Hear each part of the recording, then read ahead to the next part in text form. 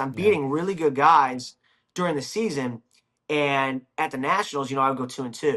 I think a big part of that was how I cut weight, to be honest. Oh. And I was under the impression I could starve down to weight because I think a lot of wrestlers are scared to eat because they'll have to work out. So it's like, oh, I know I can drift.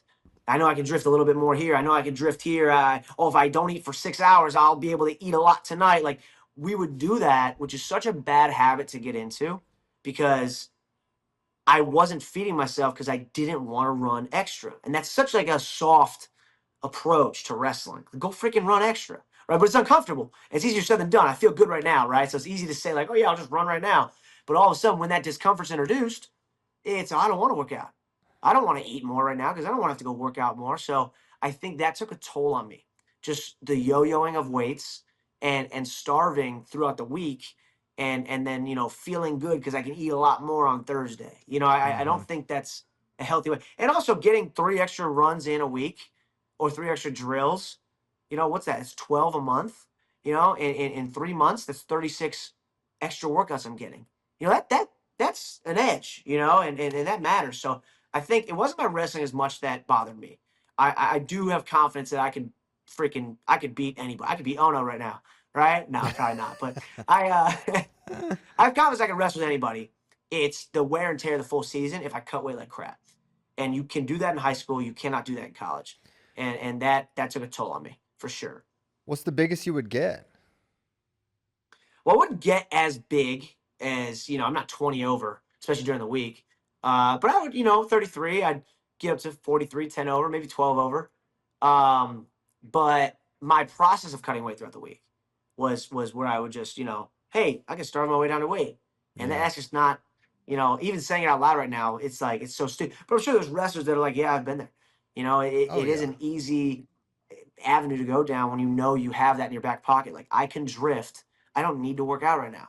I It's know I'm going to drift 3 pounds today, and it's really bad habit to get into. when you're worried about weight and there's a path, it's a very clear path to making it. And sometimes there's comfort in that. I know I'm going to make it. And I'm so worried about making it. I know I'm going to make it this way. And so it's hard to get into the habit where I'm going to get balloon up, 5, 6 over and Mm, cut down at the end. I think it's just like it's the path is more treacherous than you realize, but it's like I know I will get yeah. there and I'll hit 133.0 or less. Well, that's always how it is. The path that's easiest is always more treacherous, Yeah. unfortunately. It's kind of like I'm not trying to be like Mr. Alpha right now, like, but that's oftentimes the truth. A lot of things I would do different too. Not to go off on different tangents, but uh, I'm at this kid's house named Shaheem Brown. That's where I'm at in LA right now. Shy wrestled at Maryland. Or not unfortunately, ironically, me and Shy had a mutual opponent that we wrestled, quite a bit. He wrestled this kid named Mac McGuire in high school. I wrestled this kid named Mac McGuire in college. Now I wrestled Mac McGuire 5 times in college, right? And one thing that I try to get, I do 80 clinics a year, and I try to talk about this a lot with the wrestlers that I work with, right? I was I didn't want the hard route. And I don't think any wrestler wants a hard route. I think we oftentimes get excited if somebody's on the opposite side of a bracket.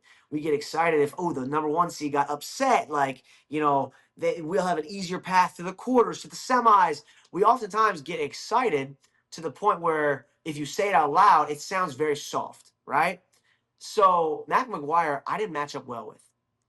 I beat him every time. I beat him all 5 times.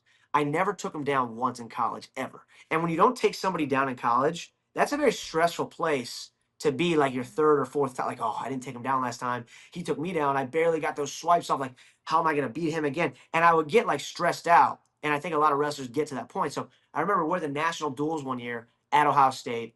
We beat Hofstra. We advanced. We have the winner of Iowa State and Kent State, Mac wrestling for Kent State. And it comes down to heavyweight, right? And I'm sitting there, and I remember watching this match, investing emotionally into this heavyweight match. Like, oh, two, no, what? And I'm wanting Iowa State to come out on top because I don't want to wrestle Mac. But that is so bad for my wrestling to think about. Like, instead of being like, oh, I suck against this guy, why wasn't it like, ooh, like, I suck against this guy? Like, why am I not excited to get better at wrestling? Like, I'm not going to get better at wrestling the Iowa State kid, whoever it was at the time. I don't think it was Earl Hall, it was somebody else. I'm not going to get better at wrestling somebody that I know I'm going to beat. I'm going to get better at wrestling somebody that I don't match up well with and I have a bad style against and I struggle against. So get excited for that, you know? And the story would go better had I lost, right? But Kent State wins. I fortunately beat Mac McGuire in the duel, but for the sake of telling the story to kids, I do kind of wish I lost that match. So it's like, dude, get excited when it sucks. It's easier said than done, but get excited when it sucks instead of like, oh, I suck in this position. Ooh, I suck in this position. Like, what if you can get, because you're getting better. You're getting better at wrestling, and that freaking matters, Sorry, I'm getting into my preachy coaching vibe, but I get fired up by this stuff. Good insight.